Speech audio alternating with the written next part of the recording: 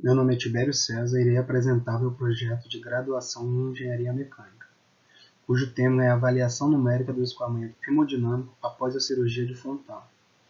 Nesse projeto, eu tive como orientadora a professora Ângela Niepli e o co-orientador Ivan Ibanez. A literatura define como cardiopatia congênita qualquer anormalidade da estrutura ou função do coração. As cardiopatias surgem no período em que o coração é formado, no caso, nas 8 primeiras semanas de vida. Aproximadamente 130 milhões de crianças no mundo possuem esse problema. A síndrome do ventrículo único representa 1,5% desse número.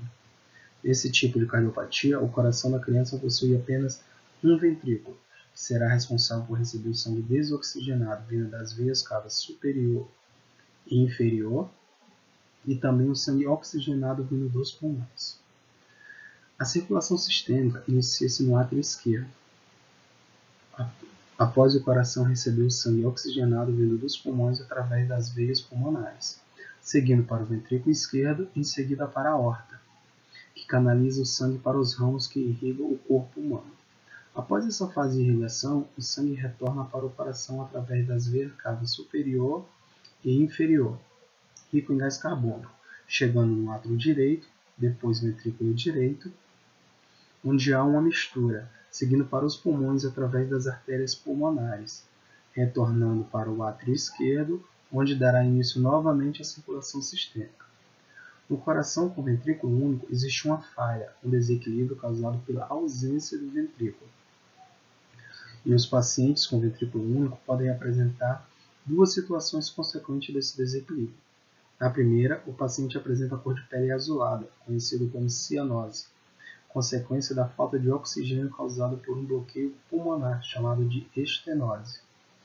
No segundo, a ausência desse bloqueio faz com que os pulmões recebam uma maior quantidade de sangue e por apresentar menor resistência ao fluxo. Esse desequilíbrio causa insuficiência cardíaca e hipertensão pulmonar. Em 1971, o médico francês Francis Fontan apresentou para o mundo uma técnica que corrigia de forma paliativa esse tipo de cardiopatia. A técnica consiste no envio do sangue desoxigenado direto para os pulmões. Para isso, as veias cavas superiores e inferiores são desconectadas do coração. A veia cava superior é conectada direto na artéria pulmonar e a veia cava inferior é conectada em um conduto que posteriormente é conectado também na artéria. O grande desafio dessa técnica é garantir a uniformidade dos fluxos das veias cavas para as artérias. Nos últimos tempos, as engenharias têm se feito cada vez mais presentes nas práticas que buscam sucesso em procedimentos médicos. Neste caso em específico, a engenharia mecânica se faz presente na aplicação de conceitos de mecânica dos fluidos e também nas simulações e obtenção de resultados a partir de exames de imagem. Suspeita-se que a simetria do fluxo sanguíneo das veias cavas para cada pulmão cause morbidades a longo prazo nos pacientes. Esse estudo tem por objetivo determinar de forma numérica quais valores dessa distribuição. O presente estudo foi iniciado após a aprovação do Conselho de Ética do Instituto Thor e a assinatura do termo de consentimento livre e esclarecido pelo paciente.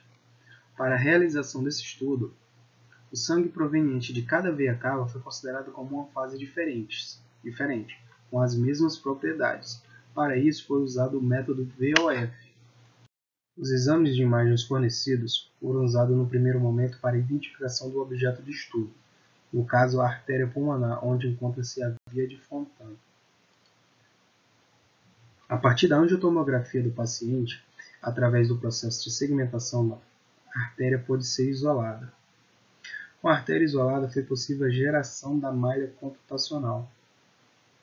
E para a obtenção dos dados experimentais de vazão máxima, foram traçados planos nas veias cava superior e inferior e nas artérias pulmonares esquerda e direita.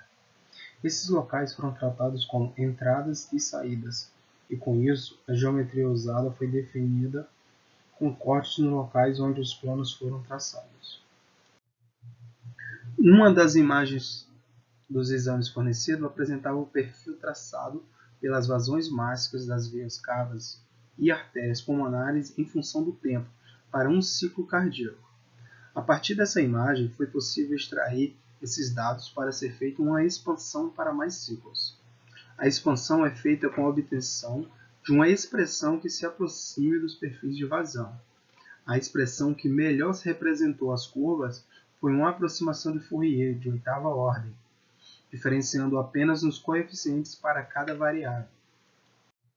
Com as informações fornecidas através dos exames de imagens e equipe médica, as seguintes hipóteses foram assumidas.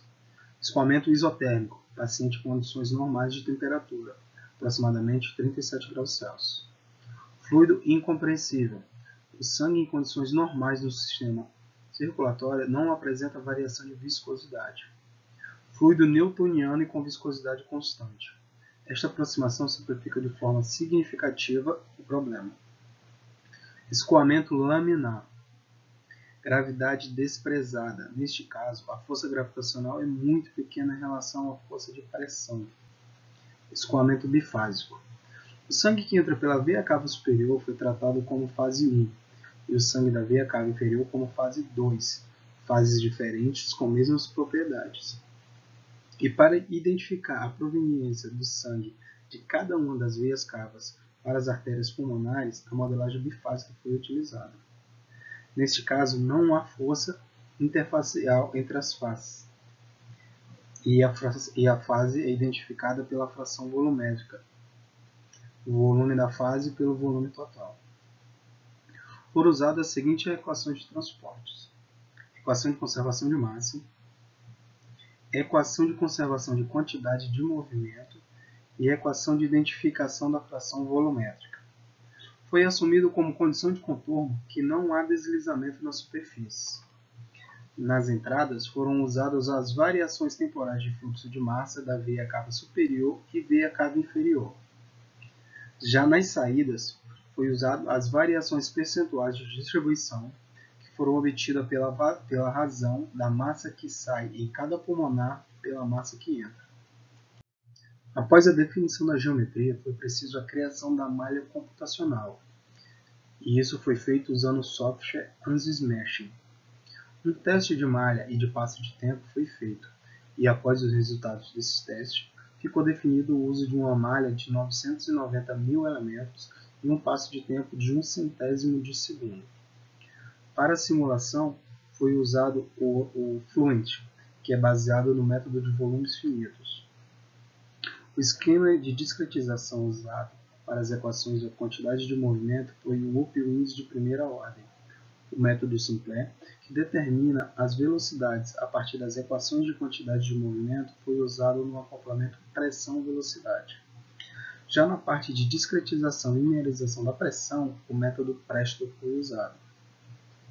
Para reduzir a falsa difusão, foi usado o método compreensivo. E como critério de convergência, foi usado o resíduo das equações inferior a 10 a menos 4. Os resultados das fases foram obtidos após a simulação. Esses resultados foram exportados e trabalhados em formas de planilha. Seus perfis foram plotados e apresentados nesses dois gráficos. A simulação foi iniciada com valores de velocidade nulos e uma fração volumétrica homogênea e igual a 0,5 foi definido no domínio computacional, o que explica os pontos de partida nos gráficos. Os resultados iniciais dos 20 primeiros ciclos não foram considerados por não apresentar o verdadeiro comportamento fisiológico. Uma média temporal foi traçada a partir do 21º ciclo, onde é possível notar que as fases assumem um comportamento periódico e estatisticamente estável. Para a apresentação dos resultados de escoamento, o 51º ciclo foi dividido em 3 instantes de tempo. Aqui será apresentado o campo de velocidade, em termos de sua magnitude em todo o domínio para os 3 instantes de tempo.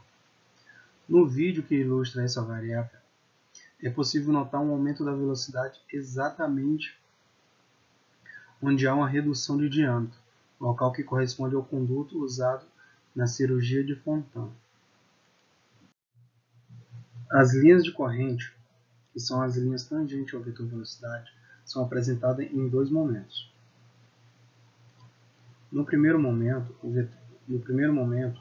é mostrado partindo da veia cava superior, onde é possível notar em termos qualitativos que a maior proporção do escoamento é direcionado para a pulmonar esquerda.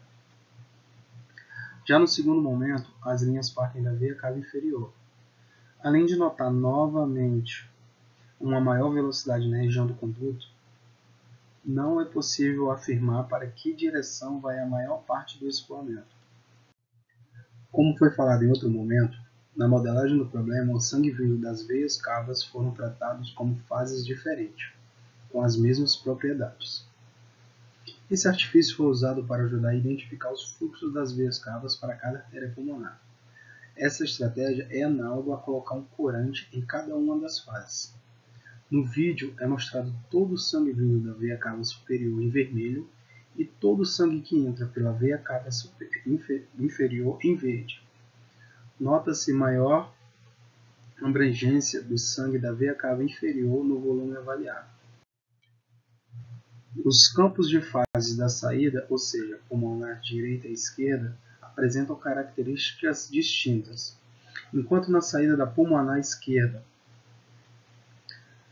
é apresentado um certo equilíbrio na distribuição das fases, na saída da pulmonar direita é claro a maior presença da fase 2, o que é coerente levado em consideração o que foi mostrado no campo de linhas de corrente. Os valores das frações volumétricas nas saídas referente às entradas foram obtidos através das médias temporais feitas em cada fase na saída. Como já citado, os 20 primeiros ciclos foram descartados nesse cálculo, que foi feito no intervalo do 21º ao 51º ciclo. Os resultados obtidos numericamente são condizentes com o que foi apresentado até agora. A partir dos resultados dos alfas nas saídas, foi possível determinar a distribuição sanguínea das veias cavas para cada pulmão.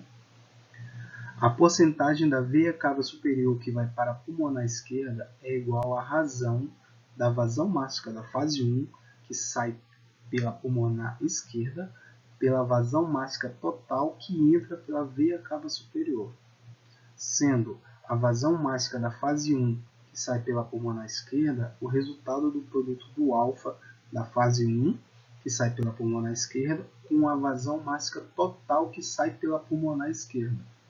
Esse raciocínio é válido para as demais variáveis. Com isso, temos como resposta sobre a distribuição sanguínea do sangue das veias cavas para cada pulmão, sendo a porcentagem da veia cava superior que vai para a pulmonar direita igual a 14, a porcentagem da veia cava superior que vai para a pulmonar esquerda igual a 90, a porcentagem da veia cava inferior que vai para a pulmonar direita igual a 65 e a porcentagem da veia cava inferior que vai para a pulmonar esquerda igual a 34. Com isso, é possível concluir que a metodologia aplicada se mostrou eficaz na busca pela distribuição sanguínea das entradas para cada pulmão, em consonância com a literatura disponível, apesar dos resultados da literatura apresentar um desvio padrão próximo de 30. Nota-se um desequilíbrio na distribuição sanguínea, que sugere uma modificação na cirurgia deste paciente.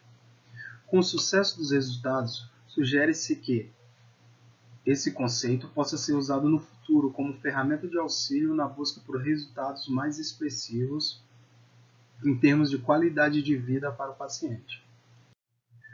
Como recomendações futuras, sugere-se uma melhor definição do domínio computacional, no caso, os locais das informações das vazões experimentais, como também verificar a possibilidade de impor pressão. Buscar um melhor arranjo nas uniões das veias cavas com a artéria pulmonar. O uso do fluido como newtoniano simplifica bastante o problema, portanto, sugere-se a modelagem usando o fluido como não newtoniano e analisar o impacto dessa simplificação no resultado. Para que possa ser apresentado de forma mais realista o escoamento, deve-se incorporar a interação fluido-estrutura e usar outro enfoque bifásico, como o modelo de dois fluidos, e novamente comparar os resultados. Obrigado.